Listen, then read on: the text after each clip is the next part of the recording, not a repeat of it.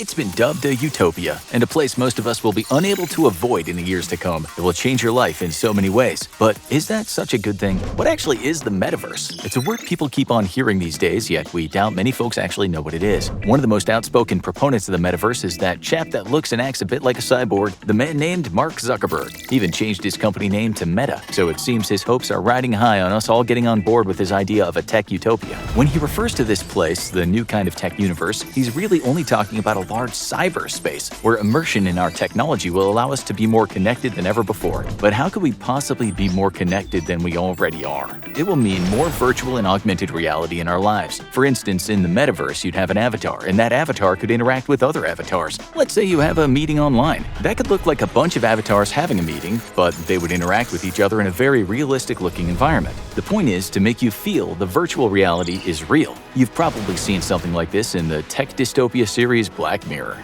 One or a few of those episodes shows people living in this other world more than the real world. At times, they gain points for the things they do in the Metaverse. Sometimes you're motivated to do these things because there's a payoff. We call this gamification. You've already seen things close to that, like when you get badges for using certain tech. The reward is supposed to keep you going back to the application or page. Shows others how great you are. In the Metaverse, you'll never stop competing to gain more points. You might also gain other virtual items, and those can be traded, sold, or given away on various platforms. In a true Metaverse, you'd have the ability to trade with anyone. This avatar of yours will be able to interact with other avatars across all platforms. Hence, you'd be in the Metaverse. Sounds like fun, huh? But just keep watching. We think by the end of the show, you'll think twice about signing up to the Metaverse. So basically, the Metaverse is a way to immerse ourselves more in tech using applications used in tandem with virtual and augmented reality devices. You become part of this other world, just like you do in some games such as The Sims. But this time, it's not just a game, it's your life. Let's say you work from home, and like us at the infographic show, you have a bunch of people working together that rarely see each other, if at all. When you have meetings, a bunch of virtual characters get together. Maybe when you do something good, your virtual character gets a virtual pat on the back in the form of a virtual reward that can be exchanged for something of value in the real world. These virtual offices, we are told, are the future of work. Hell, virtual schools could be the future. Microsoft is already in on this. In 2022, it will release Mesh for Microsoft Teams, which will mean holograms meeting in virtual spaces for work. You might think, well, I have Slack and I have email and I have Zoom, so why the hell do I need a virtual guy in a virtual office? Good question. Microsoft says there will be a feeling of presence when you use Mesh. Your avatar is going to make you feel like you're really there. It will be just like being with people, but not quite. Let's say the infographic show boss, along with the writers and editors, want to talk about why our Metaverse video was so popular and why the writer is so darn cool. In the normal world, that would sometimes mean sending files to certain people or chatting within an application, but all we'll ever see is a name and some text or maybe a video.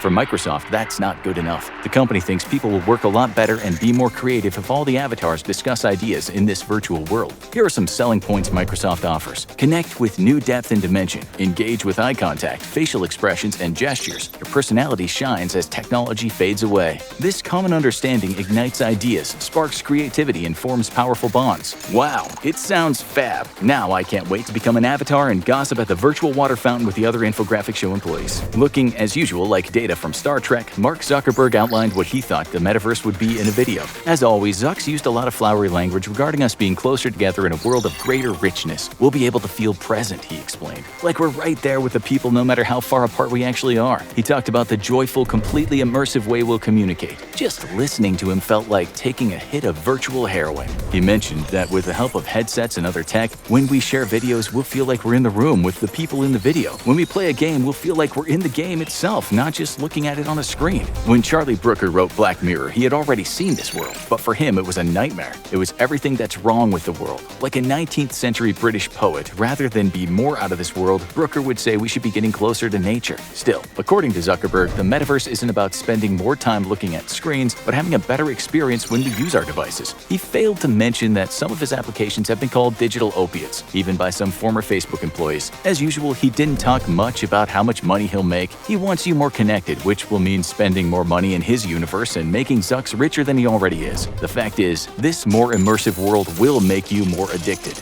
Back in 2011, writing for the New York Times, the technophobe novelist Jonathan Franzen wrote about the issue of us becoming addicted to tech. At the time, he obviously didn't know about the Metaverse, but we think he saw one coming. Here's a snippet from that article. To speak more generally, the ultimate goal of technology, the telos of techna, is to replace a natural world that's indifferent to our wishes, a world of hurricanes and hardships and breakable hearts, a world world of resistance, with a world so responsive to our wishes as to be effectively a mere extension of the self. You see, you won't have to be yourself in the metaverse. You'll be replaced by an avatar, and that avatar, as Franzen says, won't experience some of those very human things we feel in the real world. At first, this will feel great for you. You'll settle right in, but then one day you'll find yourself wanting to stay in this place of the easy streets and forego reality. As Franzen wrote, the verb to like on social media has changed from a state of mind to an action that you perform with your computer mouse, from a feeling to an assertion of consumer choice. You yourself will dedicate your time to being liked in this virtual world, creating an unreal character, and this won't make you happy. No longer will you laugh at meetings at work, but your character will laugh. Will you really feel like laughing? We guess some of you are thinking, well, this sounds pretty good actually. Maybe you're comparing Jonathan Franzen to one of those Luddite folks from England who went around factories during the Industrial Revolution, smashing up machines because they didn't like the idea of machines replacing them. You're thinking that the metaverse is just an extension of the internet that will undoubtedly help you buy more things, and it might just help you become more productive when you work. It will enable you to look at someone's video of a concert online, and then you can use your avatar to feel like you're at the concert too. It sounds great, and Franzen you think is a snob from another age. According to an article in Forbes, the metaverse is undoubtedly coming, no matter how many people like Franzen warn us of how dangerous it will be. The writer for that Forbes article rightly finished the story saying, side effects unknown. You're spending a hell of a lot of time sitting in a room wearing a headset that might not be a great thing for your well-being. You spending much more time on the internet than you already do may not turn out all hunky-dory. In fact, your online life might take up most of your real life. Do you really need that? You will waste away on the couch like a rotten apple in a compost heap. You will not be able to stop. Whoever owns the metaverse owns you. It will be more powerful than a drug, more addictive than TV, more alluring than an oasis in a time of great thirst. And it'll have you running on a virtual treadmill and attending your friend's funeral from 50 miles away. And oh, how you shed so many virtual tears. Now let's talk about love.